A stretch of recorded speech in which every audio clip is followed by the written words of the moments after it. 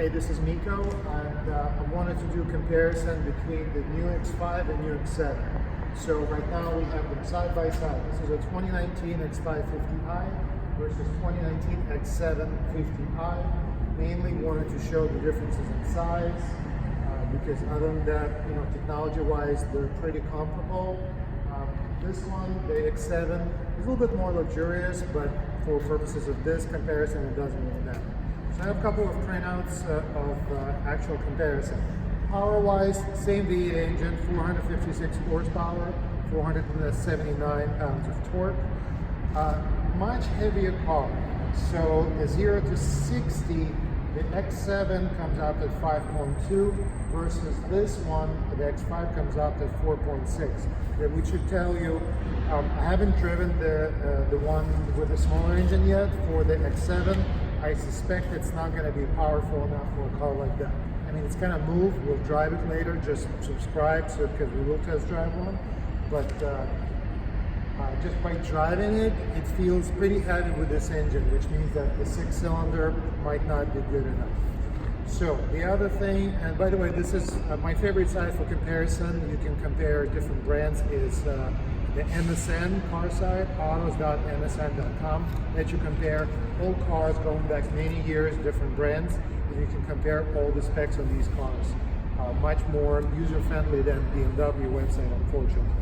So this is the main page with the tech stuff, the main tech specifications, and this is the one that most people will find more useful, the actual size comparison.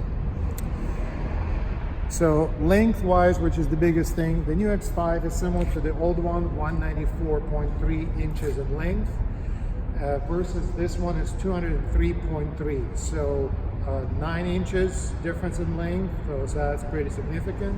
The difference in height is 2 inches taller. The width is pretty much the same, so that's another thing that's important. Let's see how the sitting position is. So I'm just gonna go through all the seats. Now, one more thing. There's no X5 7-seat configuration available yet, so I cannot compare it really, but again, stay tuned, subscribe. As soon as we get one, we'll do a separate video comparison. But let's see just the position, whatever we can do. So, driver position. Driver sitting position, so I'm about 5'11". I'm comfortable like this, so we're gonna leave it like this. Again, width is the same, so not gonna be any difference. This one does feel different when you sit in it. I hope you'll get a feel for it by just watching the video. So that's the the front seat. Let's take it to the rear. I'm gonna go over the side.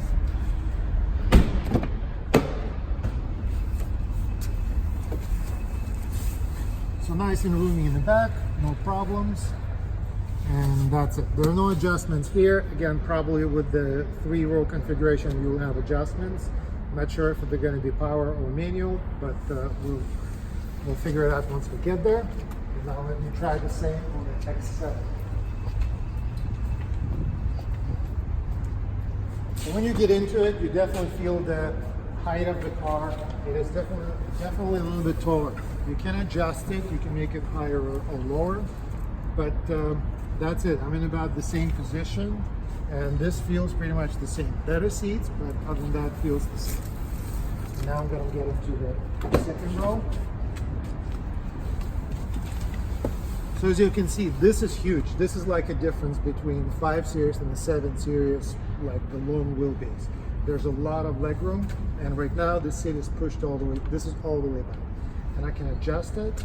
So just to try the rear seat, I'm gonna move it closer, but just to stay comfortable. So this still leaves me really comfortable. A lot of leg room, absolutely no problem here. And now we can see the rear seat.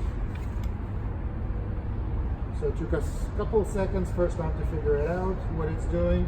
So it's moving back, it's moving the front seat. Now it's moving this seat, and it's going to fold it up so I can access. Is it doing what I want to do? Yeah, it does. So that's not what I wanted to do, just fold it. I pushed the wrong button.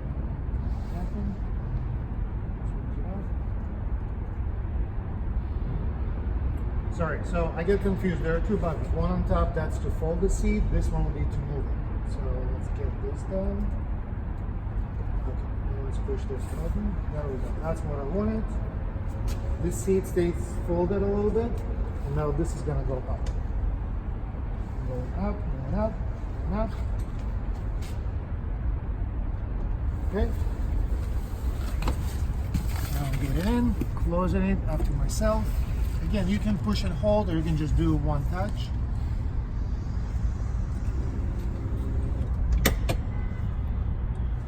Okay, so it's still going back.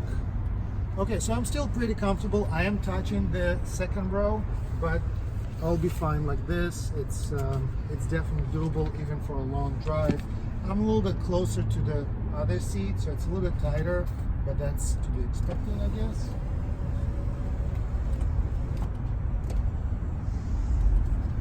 And now we're gonna compare the trunk size. I'm gonna let this thing, let's fold it. Not fold it, but put it back down. And let's compare the trunk size of both cars. I'll do this. That. Open the loading gear here. Let's open the loading gear here. And I want to fold these seats down. So let's figure it out. Let's fold the headrests. And then, I haven't played with this yet. It does it by itself if you click max. It does it by itself. Mm-hmm. Max. Oh no, it's folding that. I don't want to fold that. Okay. Oh, fold this one. Okay, so it's doing that. Okay, so it was folding the headrests on its own. Okay, that's basically what I wanted. Let's remove this. And now this is what I wanted, so you can actually compare the size. If it's, you know, just 5-seater and you need a lot of room in the back, you can see how big this car is compared to the X5. Let's take a look at X5. Okay. Concealed storage. There's this compartment in here. And there's a small storage compartment here. But it's actually comparable. It's not that small. And lastly, let's see if we're gonna fold those seats. Nope. Sorry, I keep playing with buttons, trying to figure things out. I'm not sure what it's doing now. Okay, so it is doing what I wanted to do, right? No? Fold down. I want to fold all of them. Is it gonna fold the second row? It's gonna fold the second row, yeah. Okay. All right, let's see if you can figure that out. Then I fold these seats.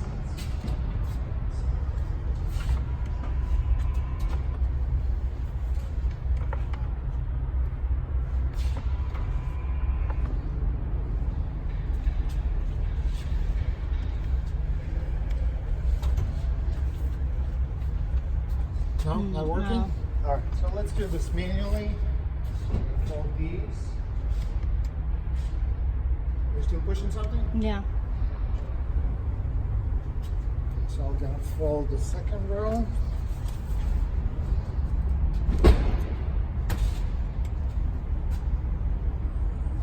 Here.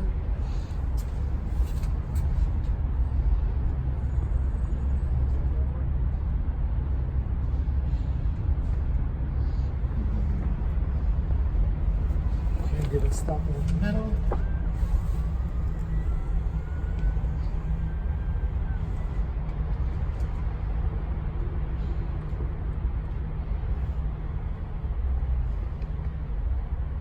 So we'll figure this out later, but just for the purposes of this comparison, this one doesn't fold? Probably something's being obstructed. Okay.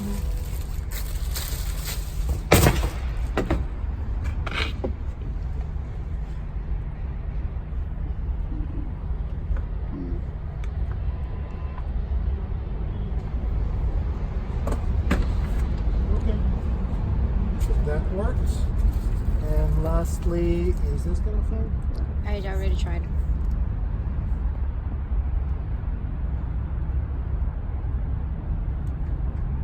Okay, so something is away on this one. Sorry about the technical difficulties, but at least you can see the length Take a look at the length of this part, how far it goes. So if you fold all seats down, this is like a really nice minivan truck, whatever you want to call it. So, you know, you're not gonna buy an X7 as a replacement for a truck, but there you go.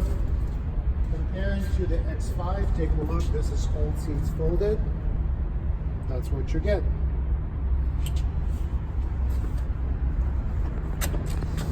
Okay, so basically that's what I wanted to show. Quick comparison between the two cars, so you can see in terms of cargo volume by numbers. Let's see if I have this number here somewhere.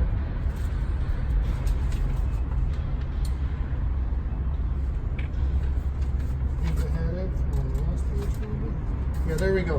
So cargo volume by the spec side shows 48.6 cubic feet on the X7 versus 33.9 on the X5.